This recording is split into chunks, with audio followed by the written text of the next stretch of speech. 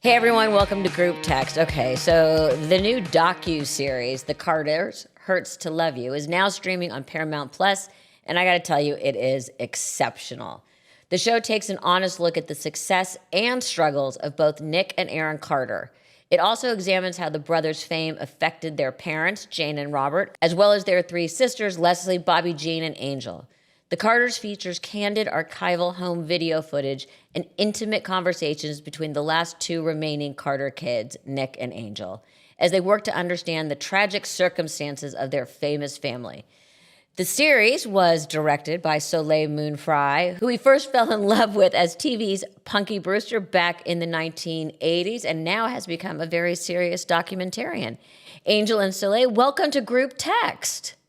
Thank you. Thank you for having us. And I love seeing you. I love seeing you. I have to say, I always have the best memories of your mom when I first did Punky and Angel. It was so amazing. I went and guested there and she goes, why do you have two different colored shoes? And I was like, because I have two different feet. And I just always stands out as one of my joyful memories because she was so kind to me and you've always been so kind. So well, thank you. No, thank you. So, okay, we have to get into a lot here.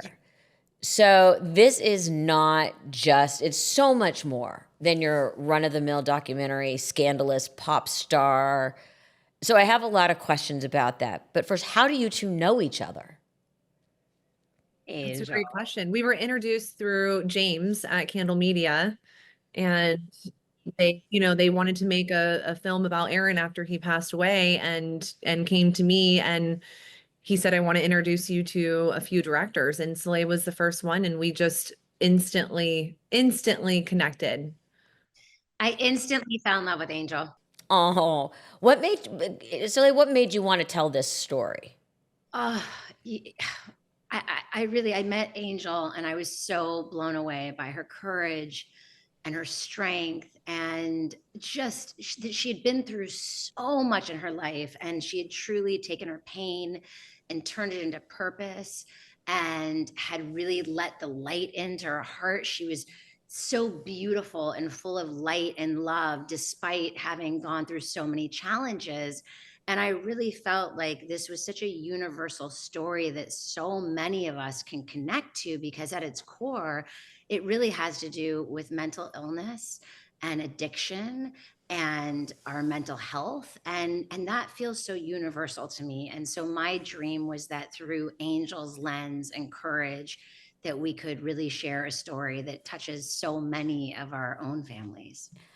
There had to be a minute, Angel and Soleil, where there was a moment where real trust was established.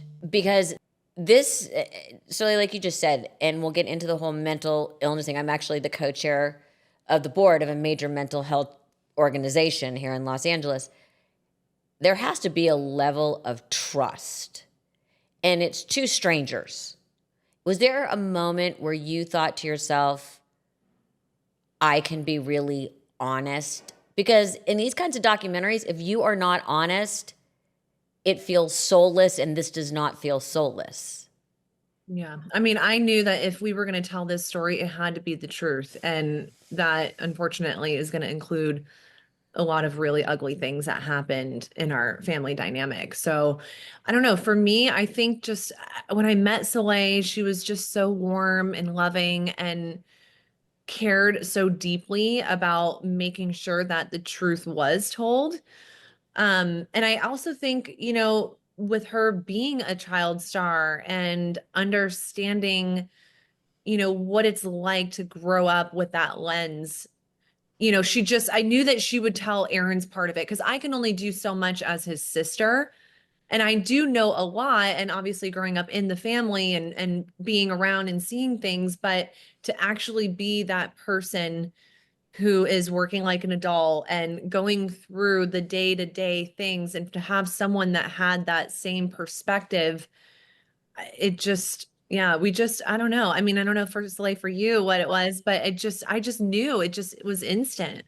I really wanted to provide Angel a safe space to share her story, and she's just so incredible. And I think having grown up in this incredibly colorful world, I was very fortunate to have a grounded family, and so many of my friends went on to do incredible things and have these incredible careers and families, and some of my dearest friends didn't make it out. And so I had been through a great deal of loss with people that I really loved, like not superficial friends, but friends that were my family. Mm-hmm.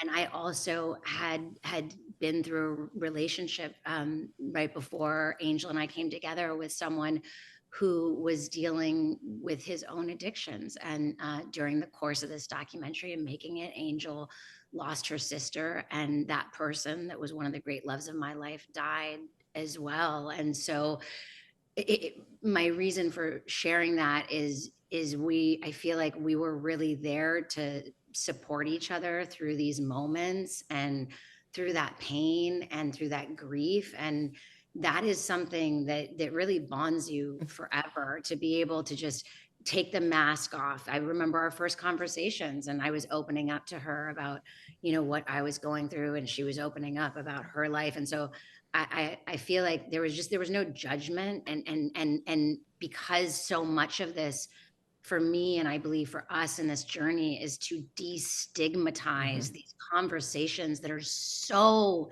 important for us to have in our homes, with our families, with our children, with our teenagers. And so we were able to completely just let down the walls, Right. you know what I mean? And just be. And that, I feel like, really was the foundation Right. of that trust. Grief is a great equalizer. Yeah. Yeah. So it really is hard to imagine a time when, at least for all of us, when the Backstreet Boys and Aaron were not a major part of pop music and pop culture. It wasn't just the music, it was also pop culture. What was your family like, Angel, before Nick became part of the Backstreet Boys and put the Carter family in the spotlight? Like, where were you from? How did this happen? Yeah, I mean, so I'm from Florida. Nick was born in upstate New York, and my sister Bobbie was also born in upstate New York. And my parents, they had troubles in their marriage back then, but I think moving to Florida was kind of a fresh start for them. So when they moved down there, they ended up getting involved. They had a retirement home, and that's what they did. They took care of elderly people. And, we as the kids, were a part of that as well. And Leslie was born in the retirement home, actually. And That's yeah, and honey. That's an interesting story to explain to someone. yeah, she was born in the retirement home. And I think after Leslie was born, they were done. It was just, we were going to have 3 kids. And then, my mom got pregnant again, and then found out later on it was twins. And, Aaron and I came about. But how we, how we were before. I mean, my earliest memories are just us playing as kids and swimming in the pool and, laughing and, making home videos together. We have so many home videos. I mean, my mom has a whole nother set of home videos that we did not even include in this documentary, but, yeah, so I just, early memories are just, being kids and having fun. And as far as when the Backstreet Boys happened, my mom, discovered Nick on a tree stump in our backyard just singing one day. And she was like, "Oh, he sounds pretty good. Maybe I should get him into music lessons." So he got into music lessons and started dancing. And, he did a ton of stuff in Tampa and in Orlando. And then he auditioned for the Backstreet Boys and actually auditioned for Mickey Mouse Club as well, and got picked for both and had to choose which one he was going to do. So he picked Backstreet Boys, and things just kind of took off from there. I don't think people understand how much of a grind it is as an individual performer, especially like I'm thinking of like people who go on tour and singers. It's a real grind. But when you're trying to get all these people to dance together and sing together at the same time, I would imagine that it's even more pressure. And they were Yeah. so young. So young. How is that? What did your parents understand the level of pressure that was suddenly being put on their, I don't want to say immature, but their immature son? They are not adults. Right. That's a great question, and I'll never be able to completely 100% answer that because I don't know. But what I do know is that for my mom, especially, I think she thought that this was our way out, that she saw how successful the Backstreet Boys were becoming and saw it as an opportunity for the family to get out of the situation that we were in. Because the reality is that although my parents had a retirement home and were, making some money, we didn't have money. We came from nothing. My parents came from nothing. And so when money started coming in, I think it was just, oh my gosh, and then he's famous, and then all these things start happening, and then it was like, let's get Aaron into it. And Aaron wanted to be exactly like Nick, and idolized his brother, and also had a gift and was very talented, not just singing wise, but could play any instrument and could dance. And so it just snowballed after that. How did Aaron end up opening for the Backstreet Boys? There had to be a lot of backroom conversations going on. And there's other people in the group who had siblings who I'm sure were also talented. How hard did your parents have to fight? There had to, because all of that, especially in a group, can build real resentment. And so, like, that in a cast, it can get very complicated when did they feel like he was being pushed in? How did that play out? I think that the reality is that all of the boys, including Nick, were really supportive of Aaron. And there was never any feelings of jealousy or anything like that. I mean, actually, on Aaron's first album, Brian and Nick wrote a song for Aaron's album. Not just Nick, Brian as well, who's in the group, so they were very, very supportive. So I think it's just something that just came very naturally, and it just seemed like, the right thing to do. And also, Aaron was being managed by Lou Pearlman as well. So he was under that umbrella, already. So I think that I'm sure that there were a lot of conversations around that as well. But I think from the perspective of the boys and from Nick, that it was just, he's our little brother. We've got to help him. Because you would imagine there would be hair pulling and all that between the parents of the other kids, but it sounds like also Lou, which is a whole different. Go watch a different that's show. A whole other right. What I was going to say, one of the things that like really was so incredible to me was seeing the amazing archival of love that was there. There was so much love and support, and you see these incredible, beautiful moments between Nick and Aaron, and they're so loving, and you see again, like Angel was saying, it seemed like the Backstreet Boys, at least from what I saw, were like a family of brothers. And then you saw Aaron as part of that family. And that was something that I think was so beautiful about the archival. And one of the reasons, for me, like archival is such the treasure trove of sharing a story, because you're able to watch it through your own eyes, right? And that was so beautiful to really see, because we hear so much noise and we hear so many stories, and you're watching, these brothers that are climbing on each other and throwing each other over their shoulders, and just all of this love that's there. And that doesn't lie. When did you start noticing things starting to change with Aaron?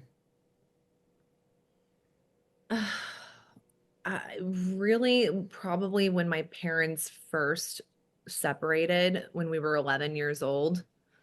I just, he was really attached to my mom. And I think for me, because I had a different lens than him, as far as being like the sister who kind of really sat on the side and really, I was the observer in the family, the mediator in the family, and the one that kind of just like watched everything that happened and really just stuck to myself. But it was probably around 11, 12 years old, when my parents separated, and they separated for about 5 months. And Aaron went to live with my mom, and I chose my dad. So That's hard. yeah, it was really hard. It was That's, really hard. I mean, And she wanted me to live with her, but because I think she wanted to keep the twins together, but I always gravitated toward the parent that was, I felt was more responsible because of I had some years with my mom that were not really pleasant. let's talk a little bit about mental health because it's a topic we're all fascinated in. The addiction and the mental health you speak about very honestly, and that these problems were prevalent in your family across the board, and it was a very open discussion. At what point did you personally start to say, someone's got to talk about this? Someone, I got to put my hand up and say, please tell me this isn't normal. Because when you're surrounded by it, you don't necessarily know what's normal and not normal. Yeah. Yeah, I think the defining moment for me was when I was, 18 years old and we had finished filming. I talked about this in the documentary. We had finished filming House of Carters, and it was the last day. We weren't filming. It was just us in the living room, packing our bags, getting ready to leave and go off into the world. And, Nick sat us all down and said, "Who wants to go to therapy? I'll pay for individual therapy for all of you." And I raised my hand, and then I'm looking around and I'm like, oh, no one else is raising their hand. That's weird, but I'll go.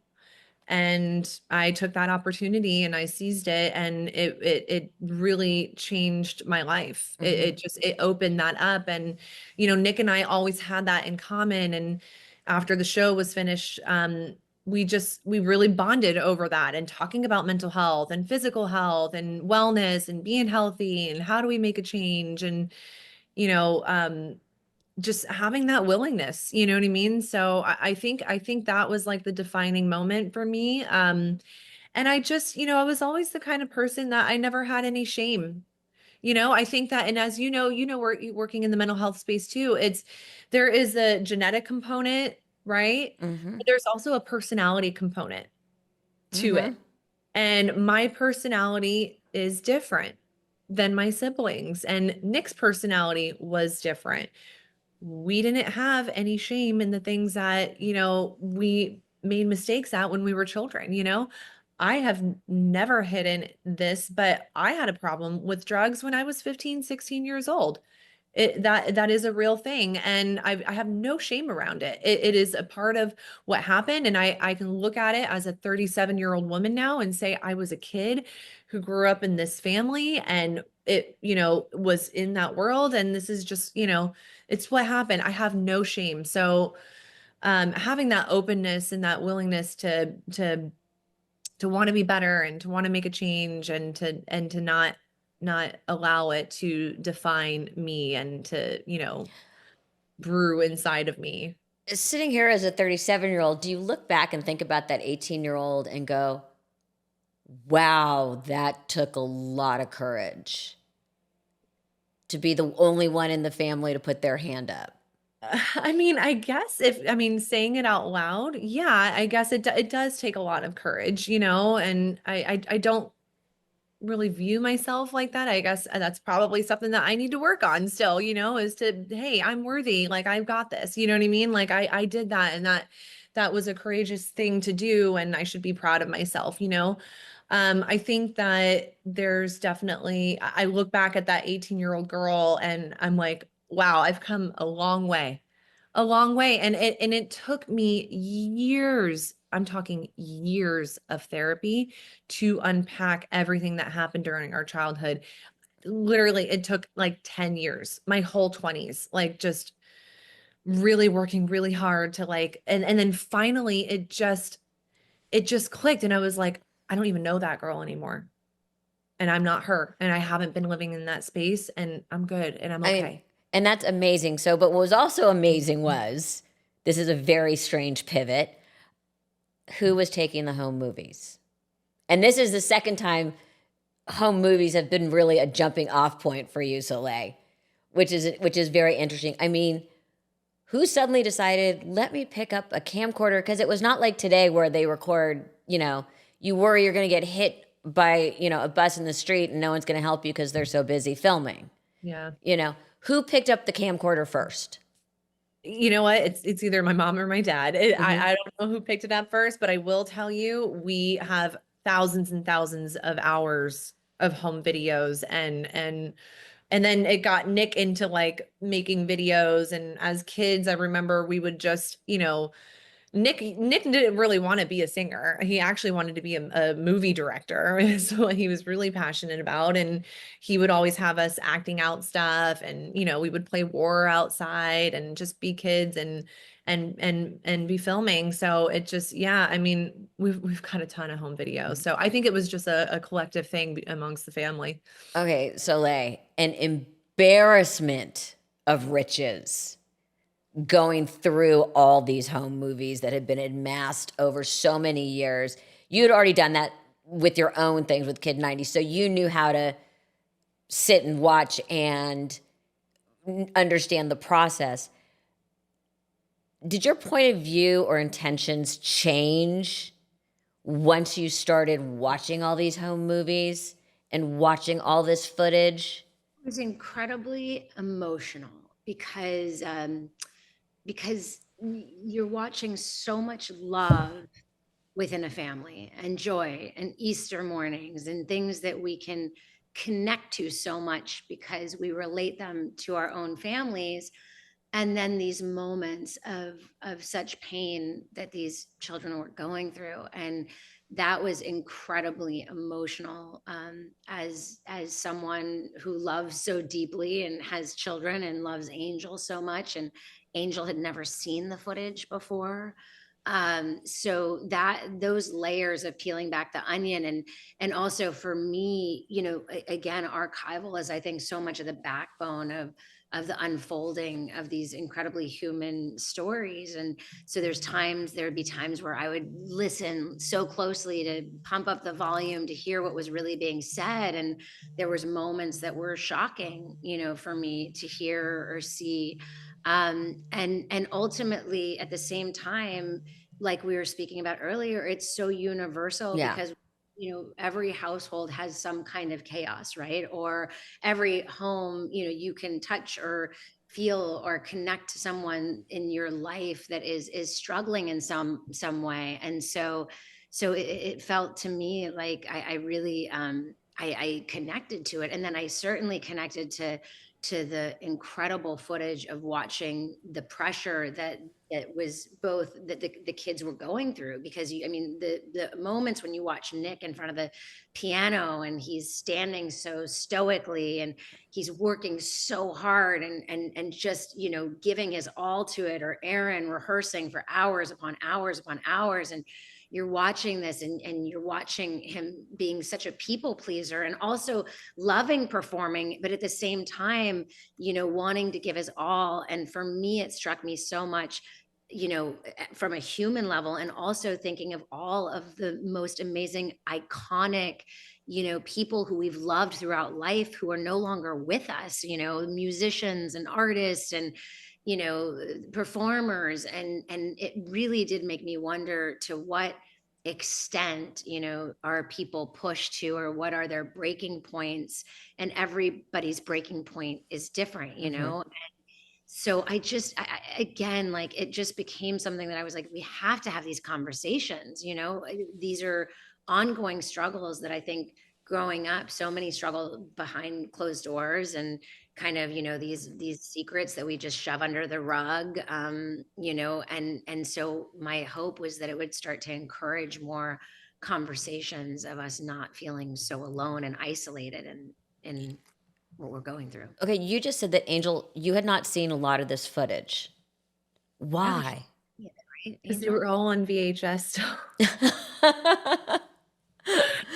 They weren't digitized. Yeah. So First I just moment, handed them even- over to Soleil. I had no idea. It was, I trust you that much that you can take all of this. The When first time you're watching it is literally when she's watching it on the screen is the first time that she actually was watching it. So the audience, we're watching we're going it, on the journey with her. that was one of the most painful experiences of my life, because she was watching it for the first time. And at the same time, I felt like there was an honesty that we were experiencing it with her. And that was a very painful experience as someone that loves her so deeply. When you were going through the footage, you know, and again, we all say hindsight is 20/20, and you had to step back and take a director's point of view, especially with a story that was very similar, not in what happened and how it played out, but understanding the pressure, understanding the behind the scenes, understanding the work. You had to step out of that mindset. I was as a director and watch from John Q. public. Was there a moment where when you were watching all this footage, when you could stop and say, that is really where it went wrong? This was the turn. I literally, and I mean this completely, I don't feel like there was a real separation between the director and myself. The amount of times I cried on calls with Angel or with the streamer that we were working with, and their empathy, and times that I ran to the bathroom having to throw up because I was like processing the emotions, and like it makes me emotional even speaking about it right now. I think that the empathy and the love, like I have to love the people that I'm sharing this experience with. And I think it's why I hope it resonates with people, because I wasn't viewing it as a director so much as a human being who thank God, gets to be an instrument for something so much larger than me. Do you know what I mean? So Absolutely. You know, the reality too, this is really important. Even if we didn't have fame and money, we still would have ended up in the same position. 100%. 100%. Mental illness does not care about your socioeconomic Addiction, all level. those things, they were already there long before the fame. Fame just made it, heightened it even more, but made it more accessible because people also were scared to say no. Yeah. Which is a whole to your get the point, kids the help they needed. Yeah. To your point around the trust thing, there was a moral responsibility as a director to create a safe space. Do you know what I mean? When I'm saying like there was me, but it's like I had to still be me.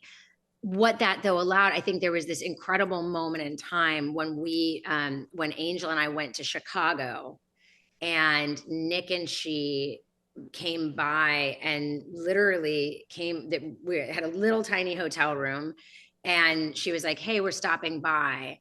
And they stopped by, and I could notice as a human being, his face was very flushed, like, you know, like, and there was just this like human feeling of it felt like he had to share something, you know?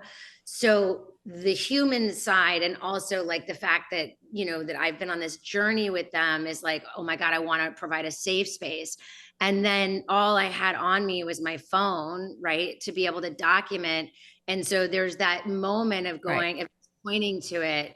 And it almost became, you know, like we almost all had this like a sign language type of thing of like just this trust in each other, you know? And so there was just that moment of like, is it okay to capture whatever's happening right now?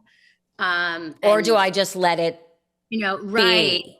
And so it wasn't even like, I don't even think there was even talk about it. It was kind of like, it just all happened. And then the next thing I knew, I was witnessing Angel and Nick share this incredible experience of them communicating with each other about growing up, and him sharing the story of losing his brother for the first time. And so that's so many, you know, there's so many layers there, you know, and I would hope that is what makes our stories compelling to share, is that there's that connectivity that we all, you know, that we all share throughout it. So no, that makes complete and total sense, because I think about, I just was producing a special, and you sit in the edit and there's stuff you love that you're like, gotta go for time. You know what I mean? It's like anything when you're editing it, you're like, oh, but I think that's the funniest joke. Oh, crap. You know what I mean? What moment do you have to, and I hate the word sacrifice, but that you loved but didn't necessarily make the story move forward, that you finally had to say, I got to give this one up? You know what? I feel like we had an amazing team that really supported us in it. There was a moment where there was a song that I wanted so badly, and oh my goodness, are we gonna get this song in? It was like the 11th hour, and it came through. So I mean, that was a moment where I was like, no. But the other thing was, something that I will say that was really important to me, and I did really want to make sure that it was in there, and I was really fortunate that they supported me on this. Was that we heard Aaron's voice from the other side, and ultimately you hear from him after he's passed away. So in a traditional film, somebody might say, well, why are we hearing from that person after they've, and for me it's like there's something about that callback. There's something about we felt like Aaron's been with us on this entire journey, so artistically, creatively, it felt like part of our process. So there's always times that I'll lean into something that I'm very passionate about. Something really struck me, Angel, was when you and Nick realized there's just the two of you left. It is an emotion that I can tangibly pull up every day, because I remember, first I lost my dad, and then when my mom passed, I only have one child. I have no siblings. And I realized there was just the two of us. Wow. So it was a very visceral moment for me. Right. Where is your relationship now? With Nick? With Nick. I mean, he was just here this morning. But that's wonderful. He was just here this morning. He was he watched us on Good Day LA, and he came and hang out with Harper and my husband. And he's been working in town because he has Stagecoach this weekend and the Sphere coming up. So he's been in LA a lot. He lives in Vegas. And the Sphere is so cool. Every time he comes to town, they book him a hotel room. Every single time he comes here, he likes being in our home. He's like, he feels safe here, and anytime that we can spend together, we do. We just got back from Vegas. All the kids were together for Easter, so listen, Nick and I are very close, and I'm very thankful that I have him. And we always say that there's the memories, right, of what happened to you in your childhood, right? You can always think of the memories, but there's also a feeling, and you can tap back into that feeling at any moment. And that includes the bad stuff too. And when you grow up in that household and you're going through what you're going through, there's it's just a certain feeling that you can go back to at any moment. And to have someone who completely understands what that's like, I mean, it's a gift, and I'm thankful to have him, because it's not easy. It's not easy. It's, people always say to me, oh, you're so strong. And it's like, well, I didn't ask to be this way. I didn't want this, and I think that as the surviving, siblings, you have survivor's guilt. You feel badly because you wish that they could be here too, and that they could have had the life that you have. And I'm so thankful that I have everything that I do, and that, I'm okay. Like mentally, I'm okay. Emotionally, I'm okay. And I am strong, so to have somebody that can walk that path with me is a blessing. That it is. The Carters, Hurts to Love You, now streaming on Paramount Plus. I could talk to you guys forever. I mean, it's been such a pleasure. Everyone needs to see it. It is not only a beautiful documentary, it's fascinating as well. Thank you both so much. Thank you so much.